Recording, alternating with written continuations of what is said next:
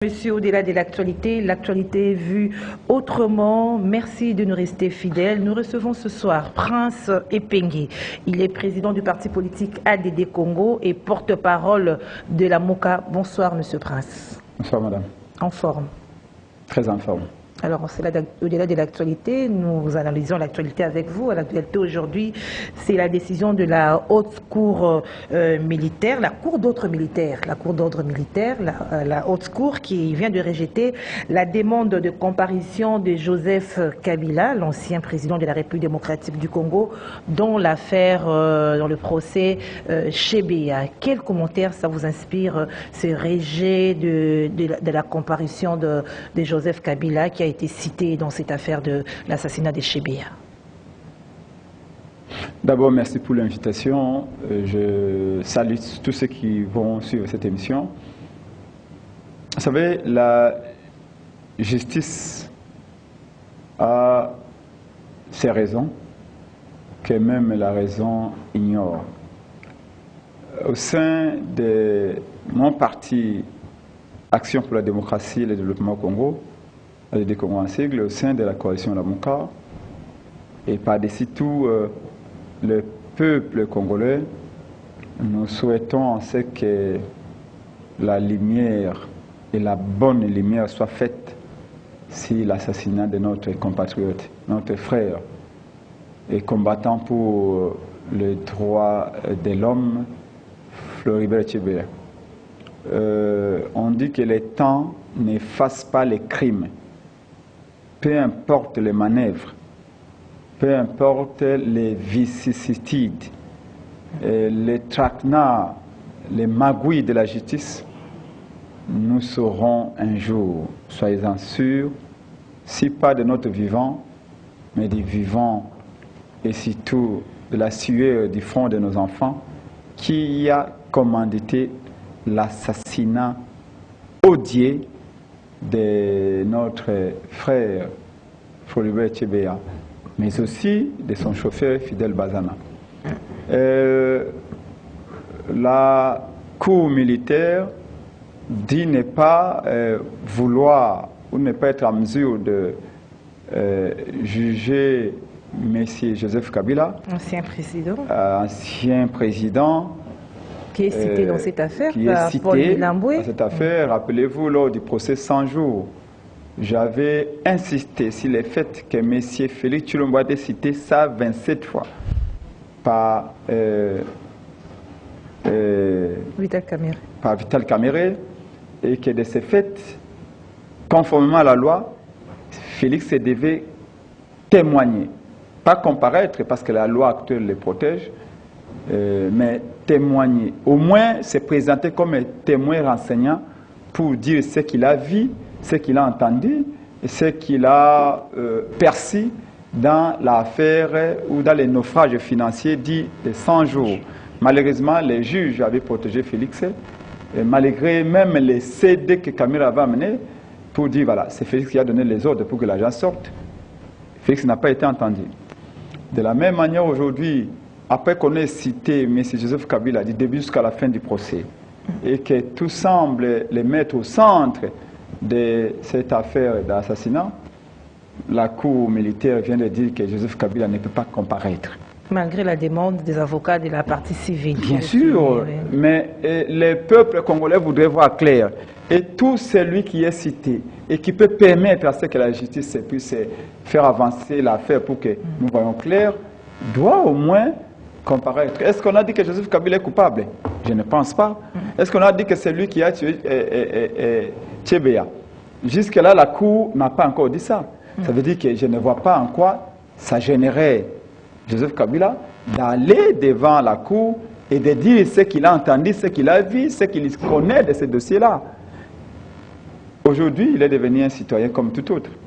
Mais il y a une loi qui protège les anciens présidents. Ce n'est pas par rapport à cela que la Cour a vu.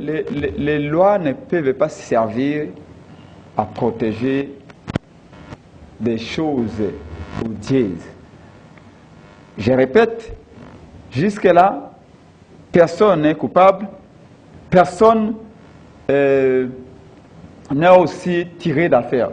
C'est que la le peuple congolais exige, c'est que tout celui qui est cité, pas seulement que Joseph Kabila, tout celui qui est cité dans cette affaire doit aller dire ce qu'il a vu, ce qu'il a entendu, ce qu'il sait. Si Joseph Kabila ne sait rien, il n'a pas à avoir peur. Si quelqu'un d'autre qui est cité n'a rien à voir avec cette affaire-là, il n'a pas à avoir peur. Ce que nous disons, c'est que la justice doit triompher dans cette affaire. Mais malheureusement, on a l'impression qu'il y a des super citoyens, quand bien même que la Constitution dit que nous sommes tous égaux devant la loi, on a l'impression que ceux qui ont tué Tchébéa sont plus égaux que Tchébéa. Et donc Tchébéa peut partir simplement, et que ceux qui ont commandité l'enquête, plutôt l'assassinat, et ils sont plus égaux, plus citoyens que Tchébéa. Donc, là, vous voulez dire quoi, M. Prince, que la justice est plus rigoureuse que pour le petit peuple, pas pour des grandes personnalités? En vrai dire, pour que la justice congolaise marche sur ses deux pieds, il faut qu'il y ait une réforme en profondeur de l'appareil judiciaire, ce qui n'a pas été fait. Nous, la Mouka, nous avions pensé qu'une fois que Martin Fayulu est installé président de la République, il va tout changer. Et un de ces chantiers, c'est de commencer la réforme. La réforme veut dire quoi? Changer en améliorant. Tout le monde sait qu'aujourd'hui, vous allez dans les parquets, vous allez même dans les souciates là, vous allez dans les tribunaux, les Congolais continuent de pleurer, continuent de se lamenter, continuent de gémir. Pourquoi? Parce que la justice appartient jusque-là au plus fort. La justice continue à prendre en compte votre porte-monnaie. Plus vous avez l'argent, plus vous serez à même de gagner un procès. Non, M. Prince, mais quand même, on doit applaudir, moins vous avez d'argent, de ce côté-là. Moins vous avez de chances de gagner un procès. Mais on doit applaudir de ce côté-là quand même la gouvernance de Félix Tshisekedi, parce qu'on a vu, vous venez, c'était la Caméré, c'était quand même impuissant, un directeur de cabinet, c'était pour la première fois qu'il puisse comparaître. On a vu beaucoup de gens, comme ces conseillers sont en train d'aller répondre à la justice ces derniers temps, on en parle. Vous voyez même pas qu'il y a quand même des avancées dans ce secteur de la justice, de la gouvernance de Félix Tshisekedi. Il faut quand même appuyer ce qui marche. Je ne sais pas si vous faites de la comédie, madame, mais ou vous manquez de moi, ou alors vous vous manquez également de l'affaire Caméré, mais je vous connais extrêmement sérieuse. Mais le fait de comparaître là déjà. Caméré est où aujourd'hui?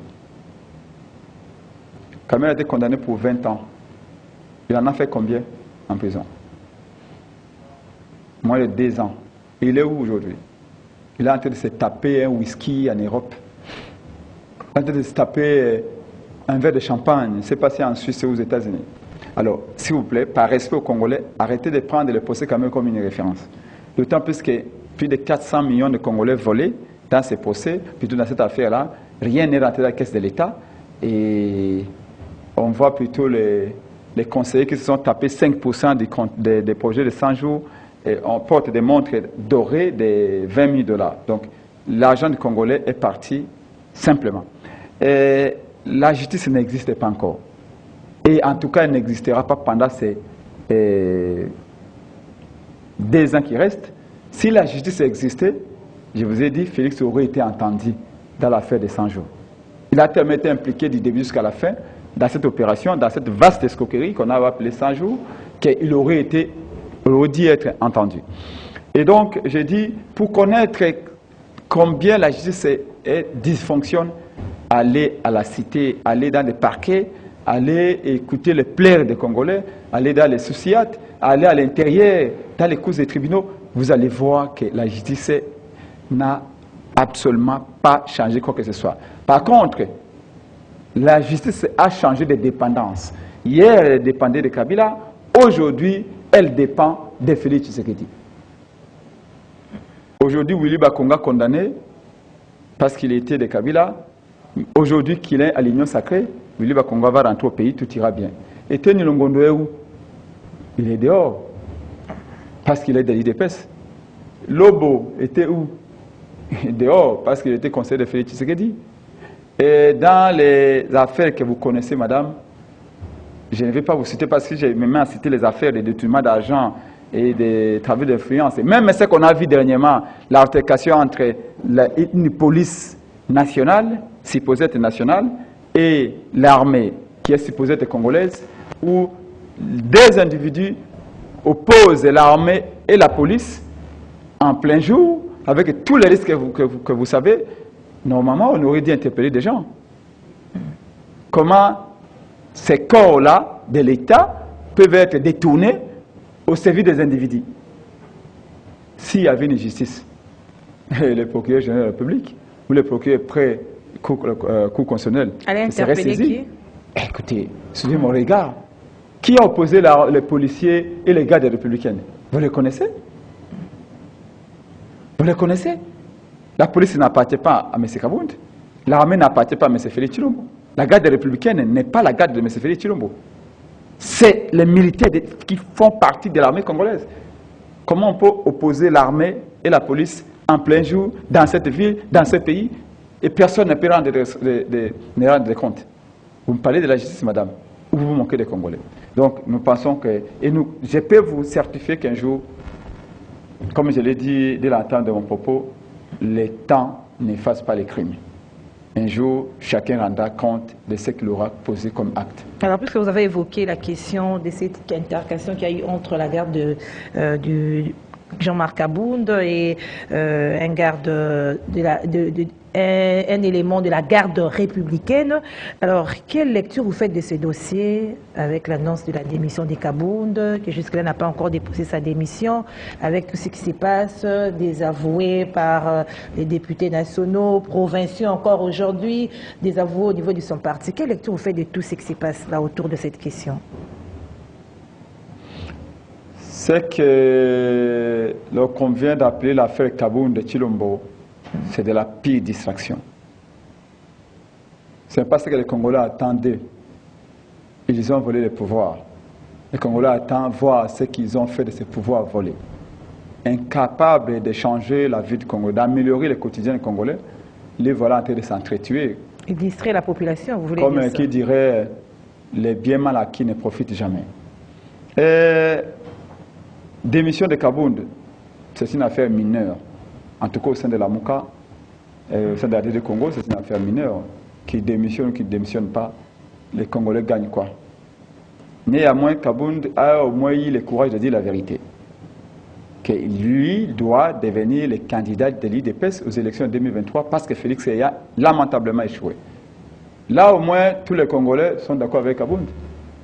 Si Félix prend une minute pour réfléchir, il ne devrait pas être candidat. Parce qu'il a tellement échoué que les Congolais ne veulent même pas le voir sa photo dans une liste électorale, surtout pas la présidentielle. Donc Kabound a compris, Kabound a pesé les pour et les contre, un homme conscient, il a dit à M. Félix Tshilombo, s'il vous plaît, ne vous représentez pas, l'IDPS doit donner un autre candidat. C'est ça les nœuds du problème, selon vous? Les premiers problèmes, c'est celui-là. Je vous révèle comme politique, comme un chercheur et comme un homme qui reçoit les appels de partout. Vous le savez, comme appelle Molobélé à peuple. Donc, le vrai problème de Kabound avec Félix, c'est que Kabound a compris que Félix ne peut plus être candidat de l'IDPS. Non seulement qu'en 2018, il n'a pas gagné, mais que pendant les 3 ans ici, Félix n'a rien fait pour le peuple. Échec social, échec sur le plan économique, échec sur le plan sécuritaire, échec sur le plan financier. Mais c'est parce qu'il était bloqué d'abord par les FCC, parce qu'ils ont empêché de travailler, il faut lui laisser encore du temps. Les premiers blocages de Félix Tshisekedi, c'est lui-même. Le premier blocage, ce n'est pas les FCC. Parce qu'aujourd'hui, il parle même que l'Union africaine l'a bloqué. Alors, donc, Kabound, de ce point de vue, avigiste, de dire à M. Félix Tshilombo écoutez, mon frère, vous avez dirigé et vous avez échoué. Laissez l'IDPS s'organiser pour donner un autre candidat. Peut-être là où Kabound a péché, c'est que Kabound commence à se mettre lui-même en candidat automatique et naturel de l'IDPS. En faisant le constat que Félix a échoué, que l'IDPS doit donner un autre candidat à l'élection présidentielle, Kabound aurait dû se rabattre sur les partis en disant, bon, faisons peut-être des primaires au sein de l'IDPS et choisissons un candidat qui va devoir remplacer Félix. Mais le fait qu'il se mette lui-même comme étant le premier de ces candidats, c'est là où il a péché. Ça, c'est le premier problème qu'ils ont. C'est que Kabound conteste Félix parce qu'il dit que Félix a échoué et qu'il, lui, doit devenir candidat de l'IDPS. Deuxième problème, comme vous avez entendu votre compatriote, plutôt votre confrère Mike Maïs Chibangu, qui est journaliste proche de l'IDPS, qui a fait des révélations à partir du Katanga, qui dit que les deuxièmes problèmes, c'est le problème des minéraux. Et Kabound aurait déjà des concessions minières, Félix en aurait aussi, et que les deux, c'est la course à l'enrichissement. Qui va s'enrichir le plus vite possible et plus que l'autre? Si on doit construire des châteaux à moins de 3 ans aujourd'hui. Vous connaissez un commerçant qui peut construire un château comme celui-là à moins de 3 ans? Mais il est quand même premier vice-président de l'Assemblée nationale. Il a un salaire, il a des avantages. On nous dit que le président de l'Assemblée nationale toucherait là 40 000 $ les mois. Pendant 2 ans, mettez ensemble. Il ne mange pas, il n'a pas d'enfant, il n'a pas de femme, il ne dépense pas. Et puis il est président intérimaire d'un parti son salaire, au pouvoir. Écoutez, tout le monde vient vers lui pour essayer de flatter avec moyennant quelque chose. Ça veut dire quoi cette histoire des partis au pouvoir? On connaît comment ça fonctionne. Ça veut dire que c'est un droit, quand on est parti au pouvoir, c'est un droit de voler? Parce qu'on a vu aujourd'hui que même des gouverneurs viennent préparer à manger à la 10e rue. Il y a un gouverneur qui vient préparer à manger dans la famille du président. On n'a jamais vu ça auparavant. La République est dans la rue, madame. Tous les gouverneurs qui ne sont pas d'accord avec l'Union sacrée, on les fout à la porte. Et maintenant, les gouverneurs, vous sont en train de se précipiter à aller préparer à manger chez le président, chez la famille du président. Pour que vous soyez gouverneur, il faut savoir se plier, il faut savoir ramper devant la famille du président. On nous a dit, la famille du président maintenant ont des résidences tous au Katanga, dans les lois là-bas. Pour chercher quoi? Alors, par rapport à tout ce Donc, que vous avez dit, oui. Les Congolais ont compris que cette affaire Kabound de Félix ne les engage pas. Vous avez parlé de la course au pire pouvoir, distraction. vous avez parlé de carré minier. Alors, quel rapport il y a entre course au pouvoir, carré minier et l'affrontement ou l'intercation qu'il y a eu avec la garde républicaine? Vous ne voyez pas qu'il n'y a pas de rapport? C'est une affaire qui a couvé. Ce que vous avez vu aujourd'hui, c'est la partie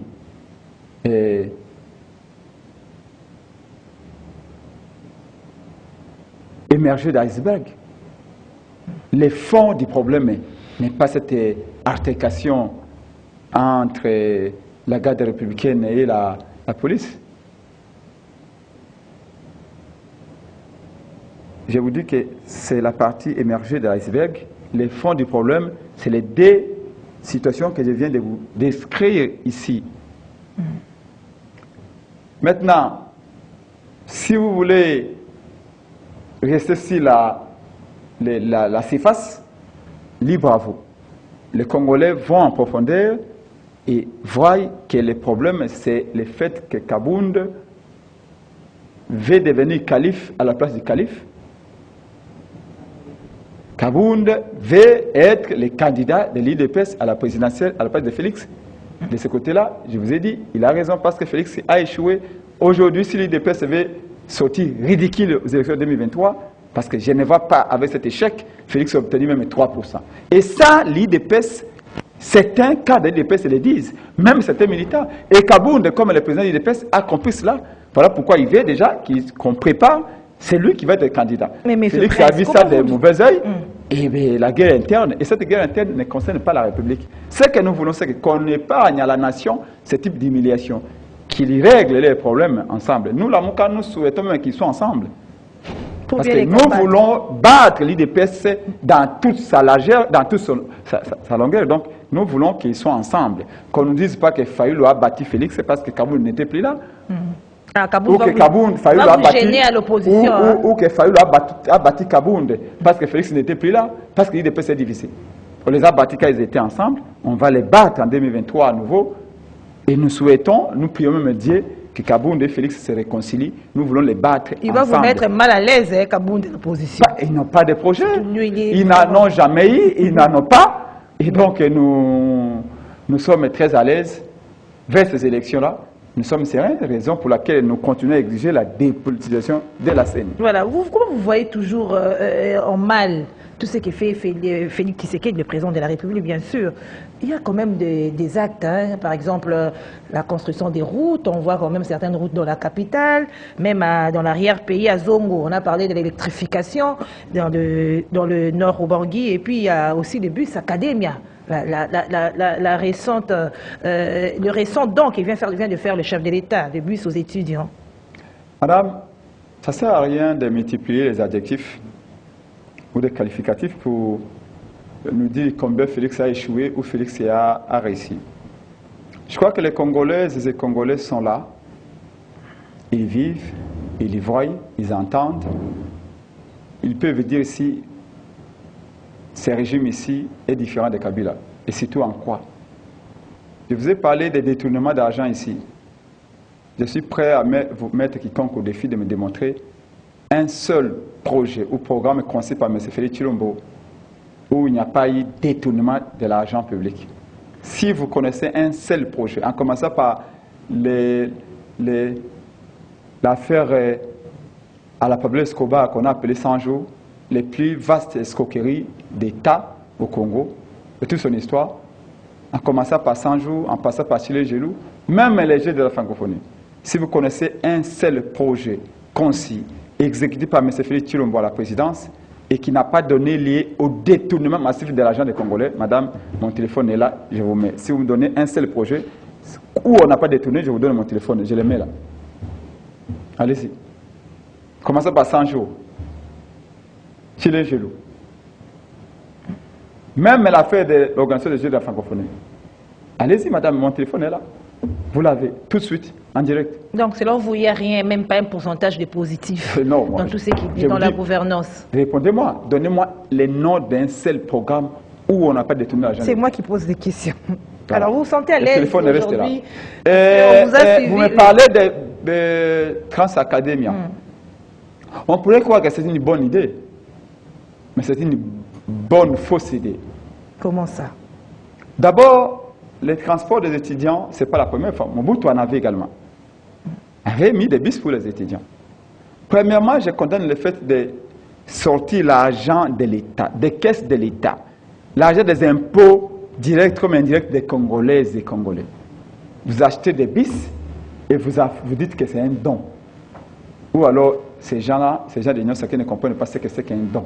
Il faut reconnaître quand même cette Vous ne pouvez pas, l'argent qui sort de la banque centrale, l'argent que Félix n'a pas amené au pouvoir, l'argent qu'il a trouvé dans la banque centrale, il y prend cet argent, il achète des bus pour les étudiants, il dit non, les étudiants, je vous ai fait un don. Non, ce n'est pas un don.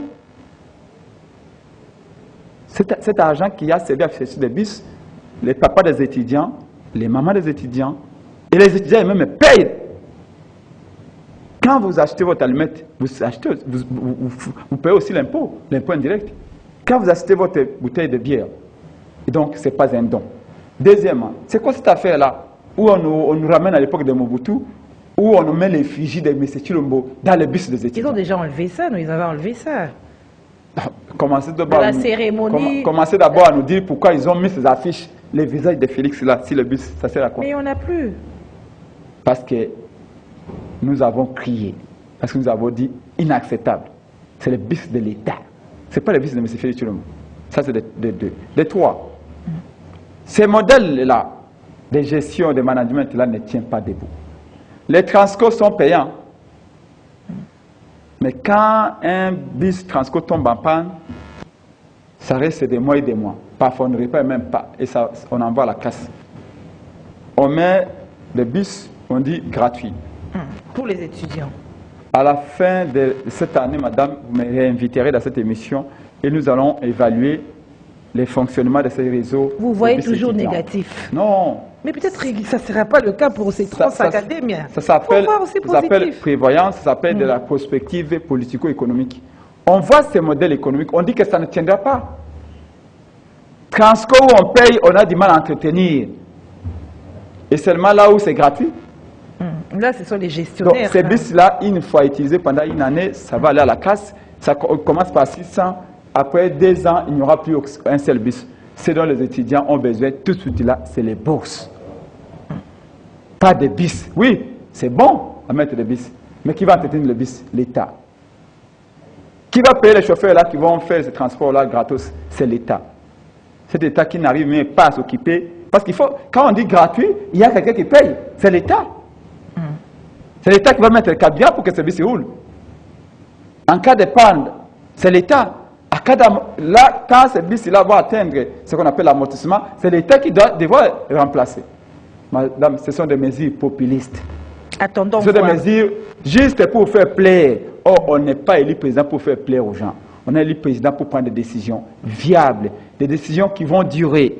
Là, ce qui aurait dû être fait, c'est de payer les bourses aux étudiants.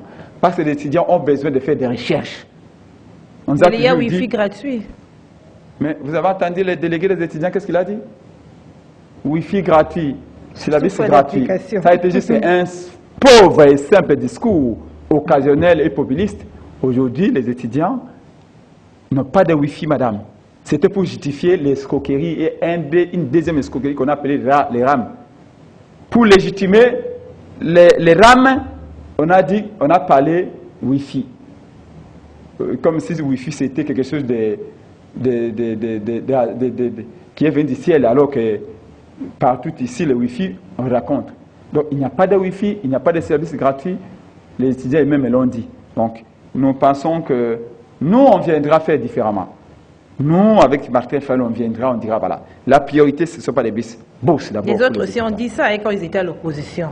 C'est toujours ça quand vous êtes à l'opposition, vous dites vous savez quoi? Après, Madame, ce sont des critiques. Monsieur Prince est payé. Nous, on aurait dit qu'on mettra on va payer les bourses, mais nous savons où est-ce qu'on va aller puiser l'argent pour payer les bourses. Alors, pourquoi il vous donne des bus, mais il ne dit pas comment on achète des bus, il dit que c'est un don. C'est là où nous sommes différents. Ok. Parlons élection pour terminer. Vous ne voyez pas que le train de la CENI, des élections est en marche et que vous, du côté de la Mouka, vous êtes en train de rêver et à la fin, vous allez crier à la tricherie parce que vous n'êtes pas préparé, parce que vous n'avez pas préparé vos candidats, que ce soit à la présidentielle, que ce soit au niveau de la députation nationale. Madame, la Mouka est prête pour les élections. Tous les partis, y compris les miens, ADD Congo, nous sommes prêts pour les élections. Même pour mais on ne vous voit pas sur terrain au moment où les autres sont déjà sur terrain, il faut le dire. Ils sont déjà sur terrain. Vous êtes toujours là en train de réclamer des politisations. Donc, pour vous, être sur le terrain, c'est de voir nos drapeaux partout. Dois-je vous rappeler que dans cette ville ici, il y a 3 ans, il n'y avait que des drapeaux du PPRD. Dans toutes les artères de Kinshasa. Et dans toutes les routes du Congo. On partait, on jetait des milliers de drapeaux de PPRD. Il y en a qui en faisaient même des torchons. Mais malgré cela, le PPRD a été vomi et bâti. Ce n'est pas parce que l'IDPS jette des drapeaux partout que l'IDPS se prépare aux élections. Dois-je vous faire une révélation? Et notez ça. Félix ne prépare pas les élections. Félix planifie les glissements. Il a tellement peur des élections qu'il a commencé par nommer son ami et son frère de sang, comme il a dit au Kassai, à la Cour constitutionnelle. Mais malgré cela, il n'est pas rassuré. Il a fini par nommer son cousin Kadimala Seni. Mais vous criez, vous malgré cela, les trains il y aura élection Madame, en 2023. Cette chanson, les trains en marche, c'est Lambert Mende qui le disait. Ça, ce sont des propos à la Mende que vous répétez. C'est depuis 2006 que vous dites que les trains en marche. Non, nous parlons de la réalité. Parce ça ne nous fait plus peur, cette affaire des trains en marche. Ça, ce sont des propos à la Mende. Les trains en marche, les trains en marche. Mais ce train-là arrivera à la gare quand? Vous n'allez pas tromper le peuple des fois. Personne ne va nous duper à nouveau, madame. Il n'y a rien de nouveau sous le soleil. Qu'est-ce que Félix va utiliser comme stratagème? Comme spertifuge, ici à nouveau. Kabila nous a montré de toutes les couleurs. Mobutu en a fait tellement de tonnes qu'il n'y a rien de nouveau. Félix a peur des élections, comme je vous disais, qu'il a fini par nommer son cousin Kadimala Seni. Mais il n'est toujours pas rassuré, il n'est pas confiant. Il dit, Fayulu risque de passer par d'autres voies. Il vient de nommer au secrétaire exécutif deuxième poste le plus important de la CENI, son neveu Toto. Et il pense qu'avec ça, il va gagner. Non, madame, on dit à Félix que ce n'est pas suffisant. Créez même une autre CENI parallèle, comme vous avez fait un autre gouvernement parallèle à la présidence. Nous sommes confiants. Est-ce que vous savez que le président de la République, Martin Fayulu, vient d'une longue tournée africaine? Est-ce qu'on vous a dit ça? Non. Et après, est-ce que Nous votre démarche de la nous ne voulons pas faire du on bruit. termine par là, oui. Nous nous organisons à notre manière. Est-ce que vous savez qu'il y a des délégués, par exemple, de Nouvelle-Éla, qui viennent du Katanga, ou les délégués de la Moua qui viennent de l'Équateur, de l'Essidé, qui viennent du Maniema, de la province orientale? On a compris. On a vu Félix. On sait comment il réfléchit. Il ne nous y prendra plus. Ah, vous vous préparez. Et surtout, que Kabila n'est plus là pour nommer les présidents, pour nommer des députés. Nous sommes prêts pour les élections. Nous avons confiance en notre peuple, qui veut, qui continue à réclamer les changements. Seulement, nous n'avons pas confiance à ceux-là qui vont prononcer les résultats. Le peuple a fait son travail en 2018, mais c'est Nanga qui a trahi. C'est Kabila qui a trahi, c'est Félix qui a trahi. Cette fois-ci aussi, en 2023, le peuple fera son travail, mais nous voulons avoir des garanties que c'est lui qui va prononcer les résultats, ne trahira pas le peuple. La dépolitisation de la CENI, ce n'est pas une démarche perdue d'avance. Oui, c'est une démarche que le peuple soutient à 100%. Et nous allons y arriver. Seulement, je vous dis, Félix ne peut pas le glissement. Mais il n'y aura ni glissement, ni tricherie. Merci, parce que nous sommes là. Merci. Et nous serons vivants. Quoi que vous fassiez, nous serons vivants. Et nous allons voir 2023, et nous allons voir Félix partir, et voir un président ayant une vision, et être à tête du Congo pour donner de l'eau, pour donner de l'électricité, pour donner des emplois, pour sécuriser notre frère de l'Est. Lumumba, on venait célébrer le 7 janvier. Lumumba n'est pas mort pour un pays mort. Un monsieur nous a dit ici que le Congo est mort, mais lui-même a une montre de 30 000 $. Merci, monsieur le Président. Dans un pays mort. J'ai un message d'espoir pour les Congolais. Celui qui a dit que le Congo est mort est un infirmier. Oh, vous savez qu'un infirmier ne peut pas constater la mort. C'est un médecin qui est censé dire que la personne est morte ou pas. Et je peux vous dire que le médecin qui s'appelle Martin Fayulu-Medi, il dit au peuple que le Congo n'est pas mort. Le Congo est certes malade, on a besoin d'une thérapie de choc. Et cette thérapie, c'est le médecin qui amène. Pas l'infirmier qui vous a dit que le Congo est mort. Le Congo n'est pas mort. Si le Congo était mort, lui-même ne porterait pas une montre à 30 000 $. Merci, monsieur Prince Epenge. Cette phrase aussi, on dit que ça a été interprété différemment par rapport au contexte dans lequel le chef avait employé. Ce qu'il a voulu dire, c'est que n'espérez rien de moi. C'est la fin de notre magazine. N'espérez rien de mes projets parce que le Congo est mort. C'est la fin de notre magazine. Merci, monsieur Prince Epenge. Merci, madame. De l'ADD Congo et porte-parole de la MOUCA. Merci à vous, fidèles téléspectateurs du magazine Au-delà de l'actualité. Suivez-nous chaque mercredi à 21h10 et jeudi en rediffusion à 13h40. Au revoir.